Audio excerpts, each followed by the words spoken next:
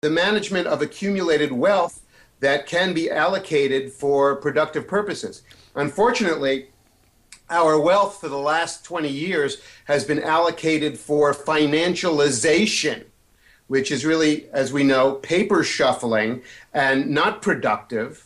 And that's been able to go on for a period of time because, there was tremendous momentum built up in the fossil fuel-based industrial economy. Yeah, I was talking to Stacey Herbert in the beginning of the first half of the show, and we were talking about the diminishing resource of fresh water.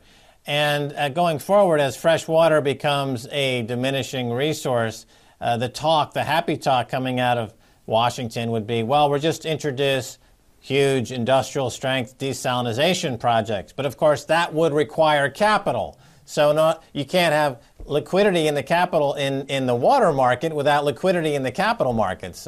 So therefore, would you agree with that?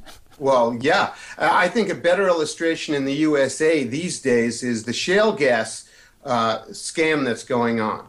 There's understandably a great wish that America could produce enough energy to keep the things that we run running. Virtually indefinitely.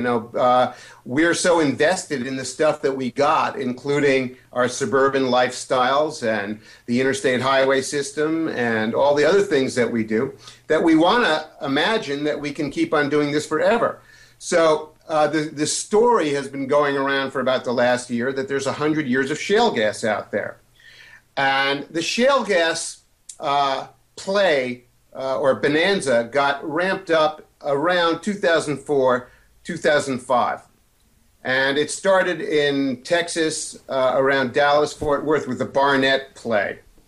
And, it seemed like a magical thing that we had these new techniques for drilling, and you could go down horizontally and shoot a bunch of water in there and break up some tight rock, as they call it. And you'd have a manufacturing process rather than a drilling process for gas. It would just more or less continually, reliably come out at a great rate. And what happened was they discovered that in this form of gas drilling, that after the initial production, the flows fell off very dramatically, up to 85% in the first year. And they used the initial production figures to raise tremendous amounts of cash and to get to sell shares and to get borrowed money. Most of these companies were running at 200 to 400% of their costs for doing what they do. Anyway, they sort of front-loaded the shale gas plays with high expectations. And they played upon the American public's wish that we would have endless energy. And when the Barnett play started to show a great deal of weakness very quickly, and is now virtually over. And when that came to an end, they moved on to the Fayetteville and Haynesville in Louisiana and Arkansas.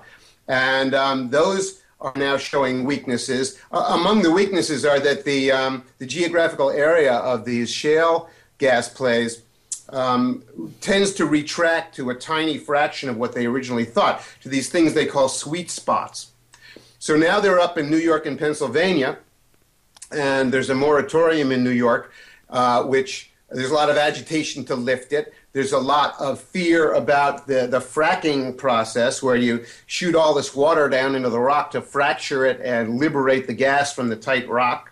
So that hasn't been settled. But I think the bottom line is we're going to discover that the shale gas industry is not a manufacturing industry. It's basically it's a real estate play. It's a way of obtaining leases and then selling them off for 5 times the amount of money you paid them for. Ultimately, we would have to throw an immense amount of money and steel, that is capital and steel, at this process to keep it going at anything like the rate that people wished for. And so the 100-year supply of shale gas is actually looking more like a 6 or 7 year supply of shale gas. And that would be added to the conventional gas. And so we've got about 20-odd years of gas altogether that we can pretty much depend on, but that's about it, 20 years. So we've already hit peak fracking. Well, we've certainly hit peak fracking in Barnett, and we're getting there in Louisiana and Arkansas, and we'll get there soon enough in the Marcellus. But it's unfortunately it's a dodge. It's just another thing that allows Americans to not pay attention to the changes that we have to make in the way we live. And, I'm not suggesting that we have to become socialists or communists, or we all have to move into, one big house together. But what it does mean is that we're going to have to pretty severely reorganize the things that we do in American life, the way we do transportation, the way we do farming, the way we inhabit the landscape, et cetera. And we're not prepared to think about this at all. Right. Well, it sounds as though without capital, you can't have capitalism. And with all this theocratic kind of middle-age type crusades going on, it seems like we're reverting back to the dark ages politically and economically because we simply don't have the capital to support capitalism anymore. But anyway, James Howard Kunstler, that's all the time for we have. Thanks so much for being once again on the Keiser Report. You're welcome. Nice to be here. All right, and that's going to do it for this edition of the Keiser Report with me, Max Keiser, and Stacey Herbert. And I want to thank my guest, James Howard Kunstler. If you want to send me an email, please do so at keiserreport@rttv.ru. Until next time, this is Max Keiser saying bye, y'all.